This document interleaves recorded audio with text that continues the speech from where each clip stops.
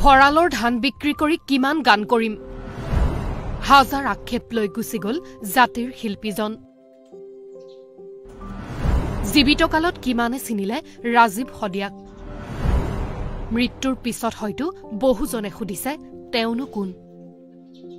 গান এটা লিখি সুৰ কৰাটো ডাঙৰ কথা নহয় সেই গানটো যেতিয়া ষ্টুডিঅলৈ লৈ যোৱা হয় বা কাৰোবাক সংগীত কৰিবলৈ দিয়া হয় কমেও ৩০-৩৫ হাজাৰ টকা খৰচ হয়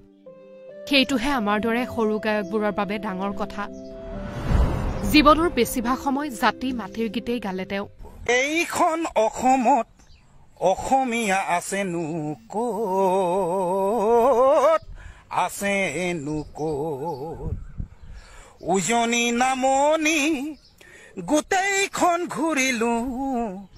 এজনো নপৰিল চকুত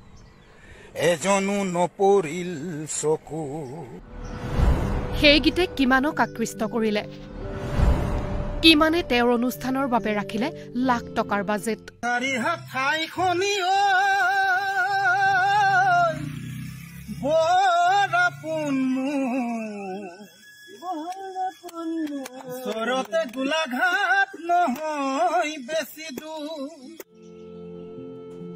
এয়া মাত্ৰ কেইটামান মাহ পূৰ্বৰ ৰাজীৱ হদিয়াৰ এটা ফেচবুক পোষ্ট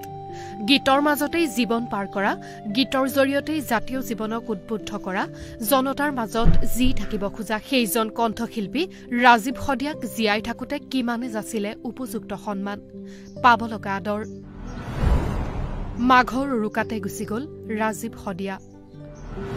পত্নীৰ কোলাত এৰি থৈ গল ৭ বছৰীয়া পুত্ৰক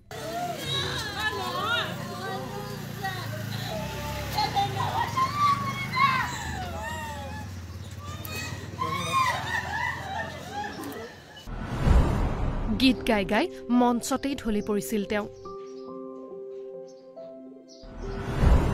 AMCHত শেষ নিশ্বাস ত্যাগ কৰে ৰাজীৱ হদিয়াই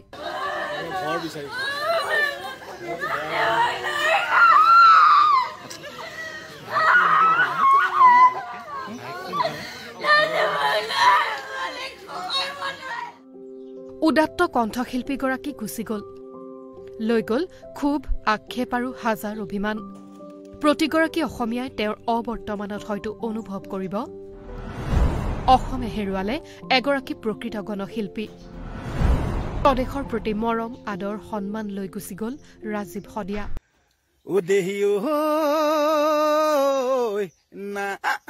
আৰু বেছি দিন পালেহি কলি দিন আমাৰ কি গতি হ'ব গৰি আমাৰ কি গতি হ'ব উৰেটো জীৱন অসমৰ প্ৰতি অকৃত্ৰিম ভালপোৱা বিলাই যোৱা ৰাজীৱ হদিয়াৰ খবৰ ৰাখিবলৈ অভাৱ আছিল হয়তো বহু গুণী জ্ঞানী জনপ্ৰিয় বিখ্যাতজনৰ উজনিৰ এমুঠিমান লোকৰ মৰম চেনেহতে গীত গাই ফুৰা ৰাজীৱ হদিয়াক মৃত্যুৰ পিছতহে চিনিছে হয়তো বহুজনে ৰাজীৱ হদিয়াৰ মৃত্যুৱেই অসমীয়াক দেখুৱাই যাওক এখন ছবি শিপা ধৰি ৰখা প্ৰকৃত শিল্পীৰ এখন বাস্তৱ ছবি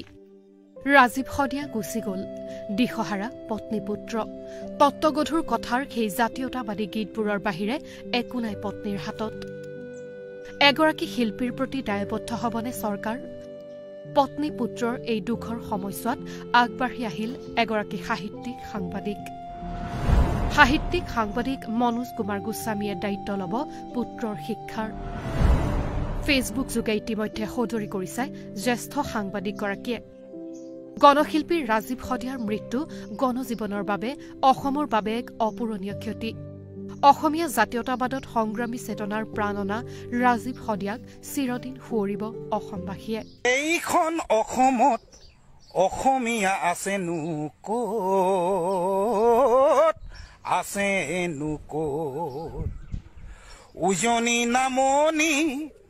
গোটেইখন ঘূৰিলো এজনো নপৰিল চকুত এজনো নপৰিল চকুত